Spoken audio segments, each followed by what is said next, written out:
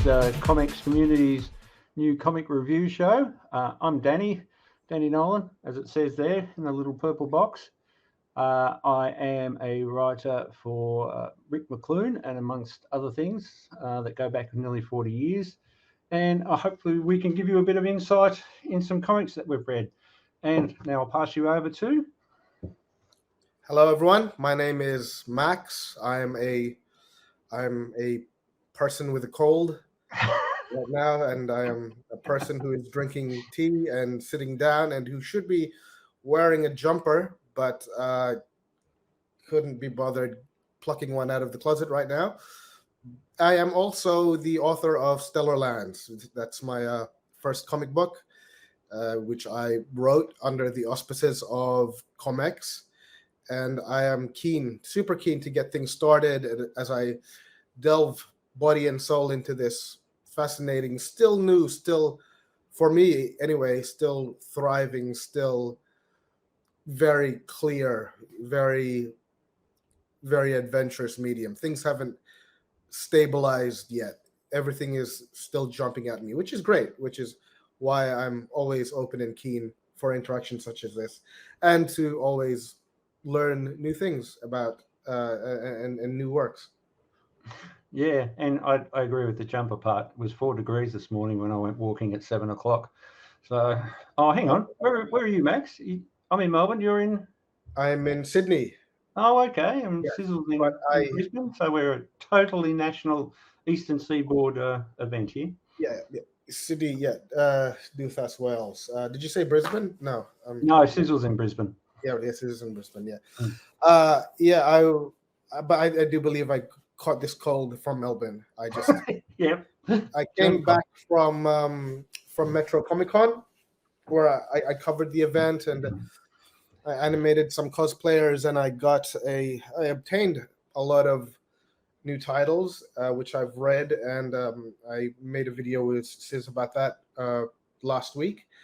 And I must say the colds were decidedly Arctic. You're receiving a fresh cold front from Antarctica, and you really feel it, that northerly front. It'll get better. Yeah. All right. Well, to start with, we'll get the show on the road. This week, we are going to review Toby and his magic pencil. Oh, I'm sorry about that. I'm still getting used to this backwards, forwards things. Now, Toby is, as a bit of background, is written by Gary Della and coloured, inked and drawn by Ben Sullivan. Now, Toby is published by Reverie, and Gary, the writer, is actually the publisher, the head publisher or owner of Reverie, and is the longest running independent publisher in Australia at the moment. I don't count Frew because Frew's fairly big. That's the mob who do Phantom. It's they're almost their masthead now. I know they do a lot of stuff with the old. Sorry, just from a newbie perspective, what constitutes a masthead? What is a masthead? Oh, sorry, I shouldn't have said. Their biggest product, so to speak. Okay. I suppose when people say masthead, usually they mean just the the title, but I was using it there as their biggest comic. Now, coming from a background in film, I believe we would call that the tent pole. It's the pole. It's the main pole that holds up a tent. Oh, okay. Yeah. Before, So, would you? Yeah, it's their tent pole. No, I wouldn't call it the tent pole. No, okay. I suppose even the masthead might be the wrong term, but anyway, they're one of their most popular titles. It did come out originally drawn by Dylan Naylor, and it sold 600 copies, which in the Australian indie scene is a hell of a lot of copies. Now, I haven't met 600 people. There you go. Well, what happened was Dylan couldn't commit to doing what Gary wanted to do as have a long-running title, which is a bit sad because he's quite a popular artist, and you actually reviewed his Patricia when you did that thing. Yes. And Dylan's been around for ages. He used to do a lot of children's comics, and his Darren Dill is a popular title from the 90s. So when that fell through, Gary, and this is the only title that Gary actually writes for Reverie. He usually just works in the background now doing publishing. So he is very close to it, being the writer. He actually teamed up with Ben Sullivan, who, in my opinion, is probably one of the best artists in Australia at the moment. He's just wonderful, and everybody wants to work with him. And he rewrote the story, and Ben come back with a whole different way of doing it. And as you can see, they're the two different types. We've got Toby one there, and then we've got Dylan's Toby there. So totally different styles. Whereas this more comic-y, we see that Ben's is probably a bit more finesse to it. Not taking anything away from Dylan. Dylan is a fine and well-established artist in his own right. Now, something went right because when that came out, the first Toby came out in 2018. Like I said, it sold 600 copies. The next one with Ben, so far it's sold over 6,800 as combined as issue 1 and issue 2, with a whole heap of artists doing variant covers. And the list goes on for who they are. I have got a list of them here. People like, Dylan did issue 2 as well. Dean Rankin, Mike Gammon, Renee Fifter, Ash Maddy, that guy who does those wonderful covers for Marvel, Darren Close, and even Isaac George. I think he works for ComX as well. I think the guy who does Bronwyn. All right. Yeah. So there was also a 3D cover made for it, done by the amazing Franz Cantor. He's another legend of Australian comics. He's been around since the 80s, and so if you have a look on the Reverie site, you can find a cover where you get a pair of 3D glasses, and the whole issue's just been done in 3D, and apparently it's a little bit more expensive because it cost a lot of money to make. So, as I say, Reverie are putting a lot behind Toby. I think it's a great comic, but my opinion isn't as important as what Max thinks. So you read it, Max. What do you think? I'll after you. Well, I would say that your opinion means a great deal, definitely. So I think what really stuck out was, speaking from the perspective of an author, of a writer, the book exemplifies a sort of wish fulfillment, because we all want to think that our creations have a life beyond the pages that we've created, that they have a sort of pulse after the final page. And there is that fantasy of we ask ourselves, even long after our favorite television shows have finished their final season, what do you think the characters are doing now? Are Jim and Pam from The Office still happy or still together, and stuff like that? What we have here is a sort of manifestation of that, but it's not. But for characters which are germane to the creators inside within the comic book, Toby's dad and so on. And there are some very clever twists early on, which we shouldn't get into, but I think it portrays that very well, and it certainly elicited that instinct, that that wish fulfillment, that life of our characters having their own lives.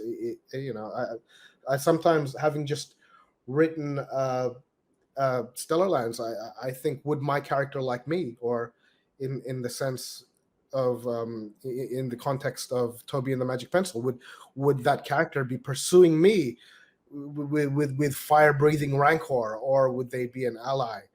But that certainly resonated. And you're an author yourself, Danny. Do you have these fantasies that linger? Do you think about your characters well beyond their impression on a page? I think the problem with my characters is most of them I tend to write science fiction and horror. So I don't want to meet any of my characters. Right. They'll either shoot me or kill me. I took it from the comic with Gary's love of the comic medium, because you don't be 40 years in comics and not have it in your blood. It seemed to draw on, as you said, he would. I wonder if this was real. If what I really love could be real. And it also, to me, had a real Alice in Wonderland feel into it.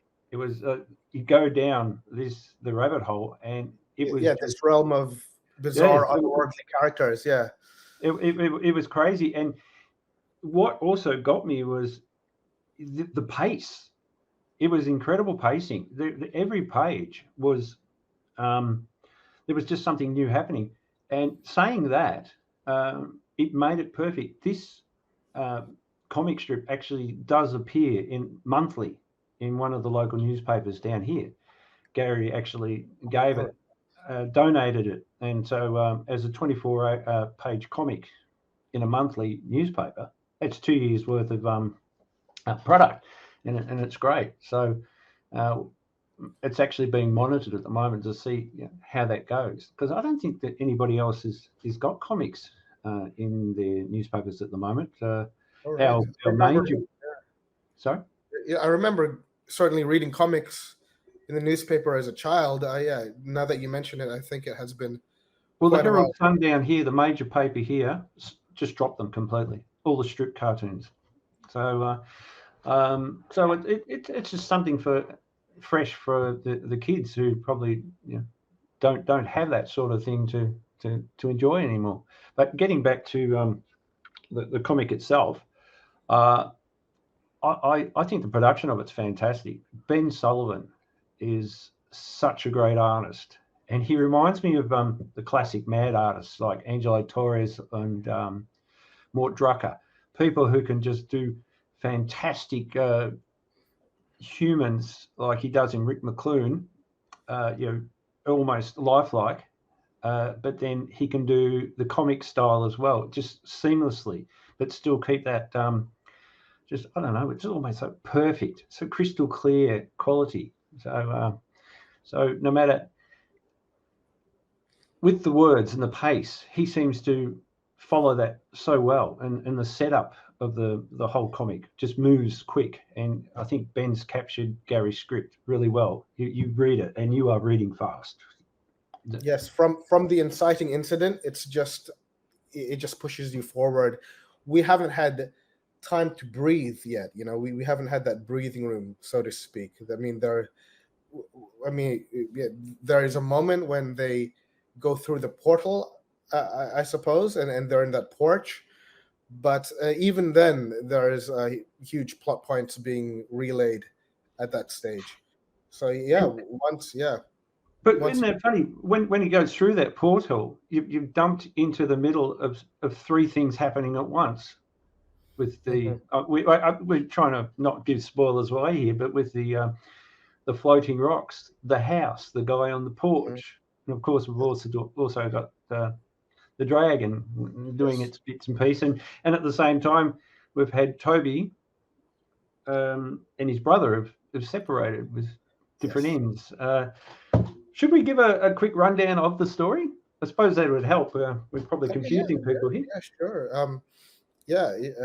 A quick exposition. So yes, the opening of the story is basically the only page of exposition is of Toby's father explaining the magical properties of this pencil, and bequeathing it to Toby, the eldest child, much to the annoyance of his younger brother. And once that page is done, the story avalanches on. You get Toby bringing a character to life, is being spied on by these nefarious entities. I don't know. They look like a mix between those Home Alone bandits or people dispatched from the Pentagon. And yeah, from then Toby uh, draws these characters to help defend his family and this magic pencil from from these antagonists, and that's what throttles the story along. And I have to say that uh, and that's what throttles the story along. And then at and that's what like pushes the narrative and what throttles the story along. And yeah, I think everything from that point is a plot spoiler. Would you say, or should we Yes. continue? Yeah, Well, because there's a I'm going very early on twist, which is the motivating spine behind everybody else's motivations. You know, and I'll say that it involves the mother. But yes, that was a particularly yeah. heartbreaking twist at the beginning. Now, going devil's advocate here now, I did find a few things that I know the kids won't mind because kids just want to go for the ride. But I did find that maybe things just happened. There's no build up to anything. Things just appear, and there is no backstory. You just have to go along with the ride. Me personally, I find that a good thing because Yeah, it's but the you can read kind the of backstory story. as you go. Yeah. If it was made for, say, young adults or an adults, I wouldn't accept that because it's not that kind of story. But yeah, so you have to take a few things with a grain of salt and just go for along for the ride. Did you Uh, find that at all? All of a sudden there was the bad guys outside the window. There was no reasoning.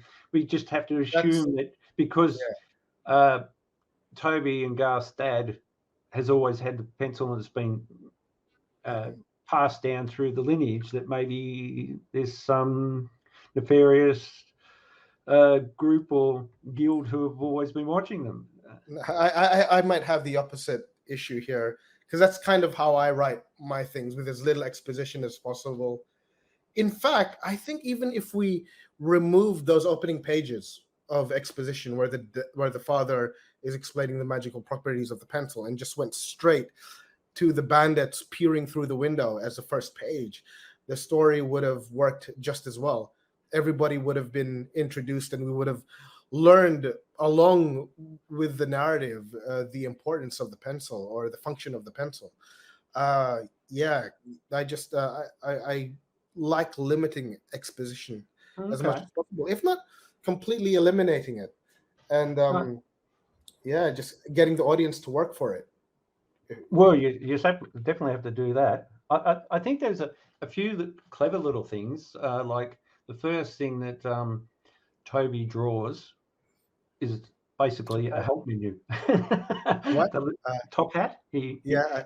He it's like a computer. He draws a help menu, a Yes. butler, so to speak, someone who, Nice. Yeah. and that helps you think, okay, what's Toby going to do? There's someone here telling him, leading them along. So that I think that's good. Yeah, and I it also, was clever using the Jeeves yeah, character. that's what I mean. Yeah. Yeah, Yeah. yeah. Yeah. He's called Top Hat.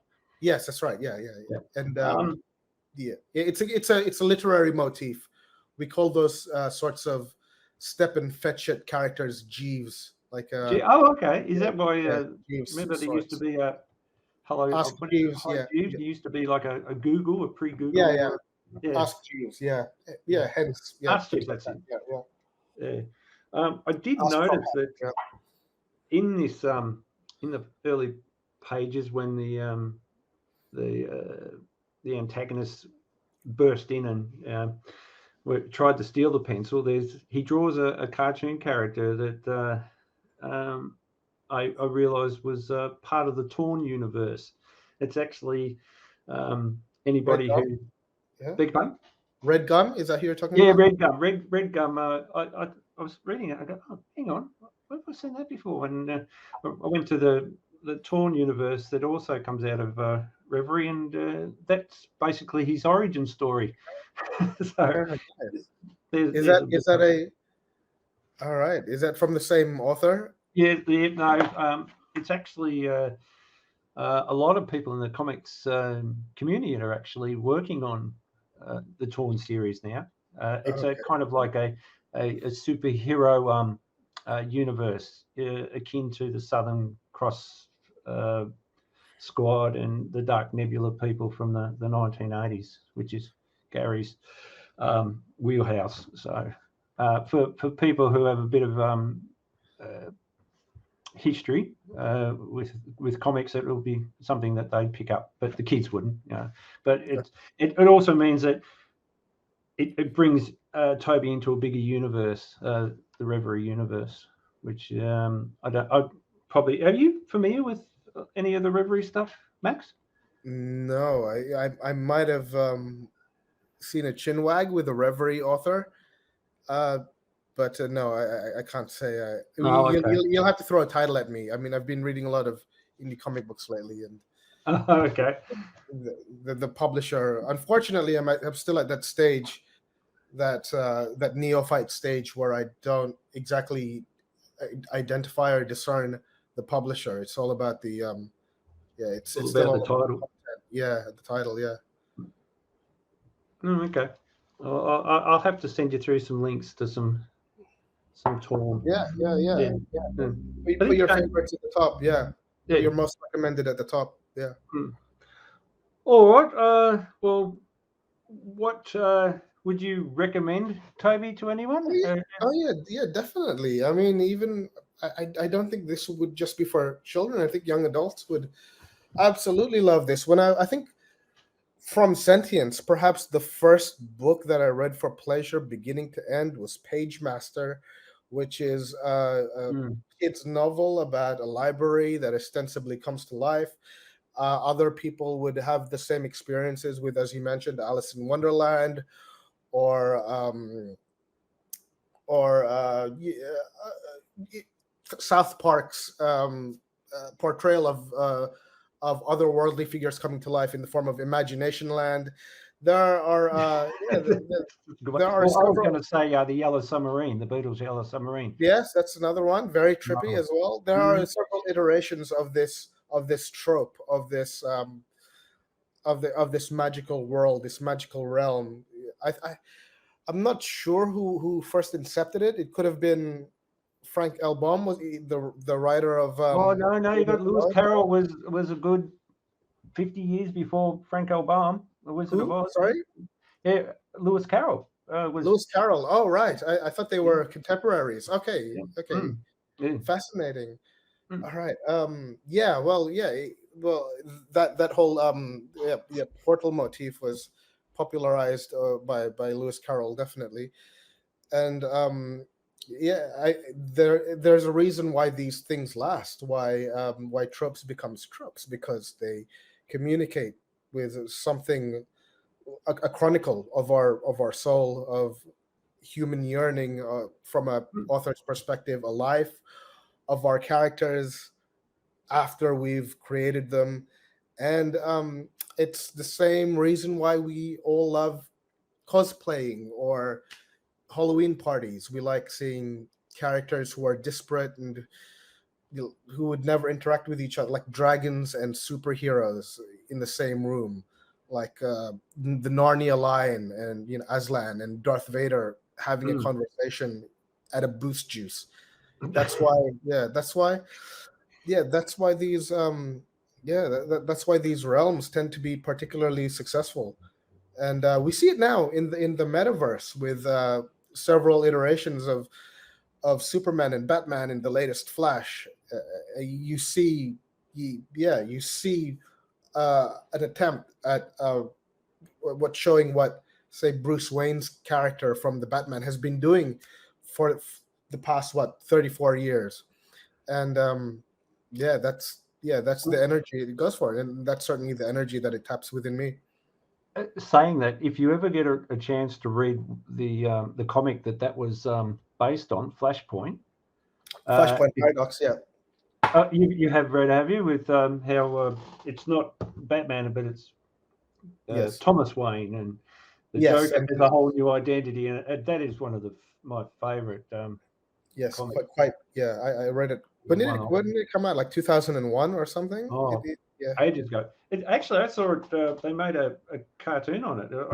Yeah, the Flashpoint Paradox, that one. Yeah, that Mm. was kind of a mess, I have to say. Yeah, they had to take bits and pieces away. I Yeah, noticed they that. condensed it too much. It would have worked if it was 3 hours, but it was yeah, it was far too garbled.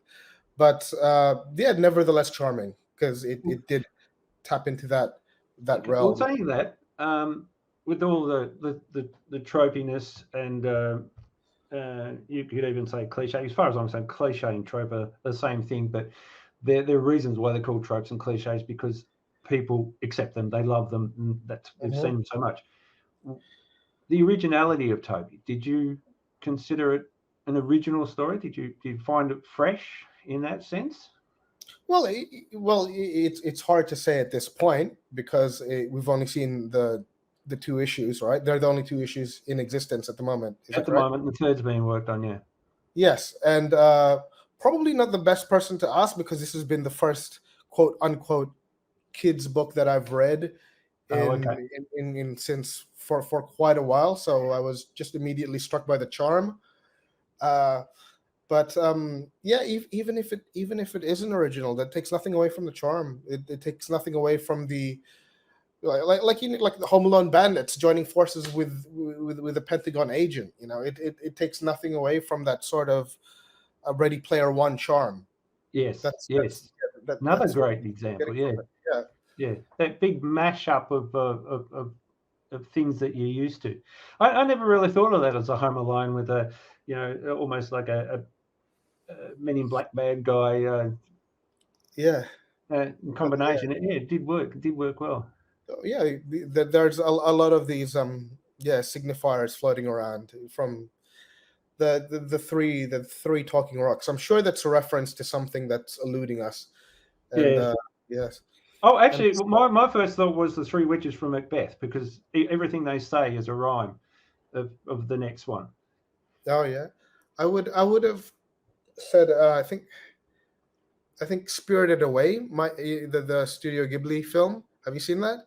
It No, I think Spirit, is that a Miyazaki movie? yeah, Miyazaki. Yeah. Yeah, well, I haven't seen a lot. I've seen Howl's Moving Castle, and that's about it. But everyone Yeah. keeps on saying, do it, watch it. But anime is just not my wheelhouse, sorry. Well, the thing about Miyazaki is it's anime and something else, and yeah, that's some again another wonderful personification, exemplification of this portal motif. Yeah, that's what Spirited Away is. The main character is thrust upon another world where she has to negotiate with her surroundings. And yeah, yeah, those three rocks definitely gave me a Miyazaki vibe. But Oh, okay. It's yeah, funny because I went for a totally different one. Yeah. yeah. Well, yeah, it's highly recommended viewing. But yeah, I can't think of a better motif that allows you to throw everything you have onto the page, both as an author and as a creator. You can just throw it all. You can just spew it all onto the page, and it'll make absolute sense. Yeah, I would absolutely recommend reading Toby and the Magic Pencil. Just not limited to children or young adult reading, but I think parents or adults will definitely get something from it. And not least of all, this sense of nostalgia, this beautiful pain of a childhood resolving into view and knowing that it's unattainable, but for that brief moment, it's there in the pages. Mhm. I love hearing someone who's into film, also a filmmaker. You're reviewing comics with the what's the best way to describe it, with the passion of film. There's a lot to be said about both media. I mean, there's Well, they incredible. both run off scripts, don't they? Yes, yeah. Did you But find it easier writing your first comic with your film uh, experience? yeah, no, writing my first comic book, writing Stellar Lands was very quick because it happened in lockdown, and the program I use, Final Draft, has a template for comic books, and it's very similar to writing a script. Uh, I'm only really communicating with one guy, whereas with writing a script, you're communicating with a small army of actors and crew. Even if you're trying to one man band the film, even if you're shooting and editing it yourself, you're still, showing the script around to people who do locations and people who, if you have a budget, people who do makeup and art direction, and if you don't have a budget, at the very least a producer and all of your actors. And yeah, you're giving like a piece of the script away, and you're surrendering pieces of it, and then at some point you don't recognize it, but it can, yeah, it can reveal itself in an even better way. Whereas in a comic book, I was just communicating with Ben, the artist, and that's it. Yeah. That's my army for comic book making. In that sense, it was significantly easier writing a comic book script as opposed to a screenplay. Oh, that's interesting. It is very interesting, because I always wondered how the two combined, and I actually wondered, reading Toby, how Gary communicated his script to Ben, because I'd have noticed that between the first iteration and the second, there is a big difference. There's a lot more. It's amazing how the artist and the writer see each other's work, and Yeah, how it's directed. I'd be curious to see how the new writer chose to represent, the new illustrator chose to have, whether or not they chose to have a look or analyze the previous Dylan's own take on the subject matter, because I know a lot of actors wouldn't do that.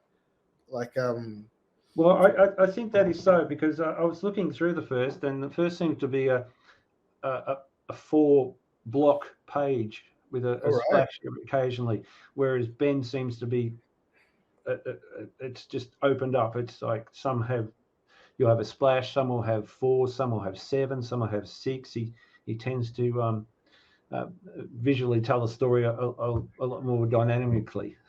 okay, So yeah. I should learn that. Right now I'm just stuck with the 1 2 3 4 or 1 2 3 4 5 6. I'm just fine with that. It's almost like storyboards for a film. well, that's Which, true. That's where the artist actually comes into their own, when they actually say, well, maybe it'd be better.